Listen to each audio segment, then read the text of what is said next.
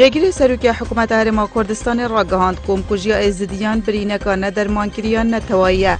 قوات طالبانی ده پیام خدا به هلکفت درباز بونا 2 سالا به سر جینوساید ازدیان آماجه بوی چنده کرد. ملت کرد دیروک کادرش لگل نهلان رقص پرستی و کمکوژی هیو اگجوانش و آزاران نهلان رقص پرستی و حتی نهاشینوارین و درجی هیا کمکوژی ازدیانه.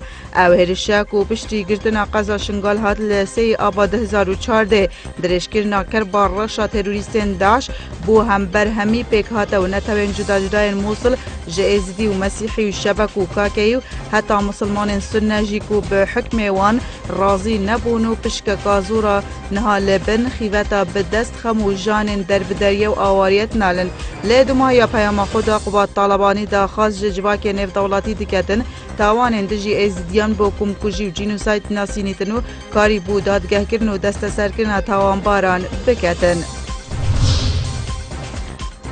تاوان تروریستین داعش هم بر کردن ازدی لشنگالت بیتا 2 سال لحتا و نهاد چه برف پیشچونک نینا بو کیسین تاوان و جینوساید شنگاله.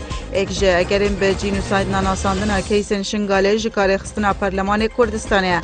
لورا پرلمانتار جید بیجن اگر پرلمان جکار نه خزباو یک کار با کیسین تاوان و جینوساید شنگاله برف پیشچون آزور دا بخو ببینیتنو لکار خستنا پرلمانی اگر سرکیو حتی نهاجی نهاد که کار کرن و پشتی 2 سالا دزدان شنگاله جکار خستنا پرلمان کردستانه کیسه تاوان و جینوساید شنگاله دجه خدا مایو چه برف پیشچونک نینه.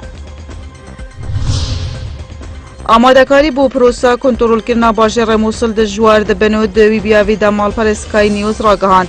ابرو فروکن فیمانان پیگه و بارگهن تروریستین داش لگنده جت اثر به ناحیه گاره لباشور موصل بردمان کرن. آماجه بوی چنده جی کرد وان بردمانا دا 20 تروریستین داش هات نکشتنو هج مالکاتورون بلین وان هات نپقاندن. ده جوار کرنا بردمانا هف پیمانان بو سر پیگه و بارگهن داش ده دمکه ده کو دست به پاقش کرنا دورین دوروبرین بنگه اسمانی گاره هات یکرن و هر واسا 506 سربازن امریکی جی بوی بنگه هاتی نهنارتنو لدیف گوتنا برپرسن عراقی او بنگه سربازی دبیتا اگج جهن گرنگ بو کنترول کرنا باجر موصل.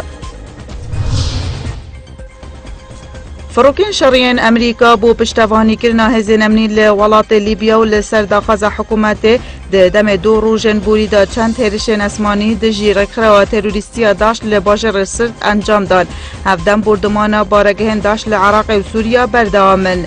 ریوبر کارین روزنامه‌وانیین وزارت بروانی امریکا را گهاند فروکن شریان امریکا دو هرشن اسمانی لباجر سرتی لیبیا بو پشتوانی کرنا هزین امنی انجام داینه کو بنگه که موشکانو حفارک رکره و تروریستی تکشکاندیه.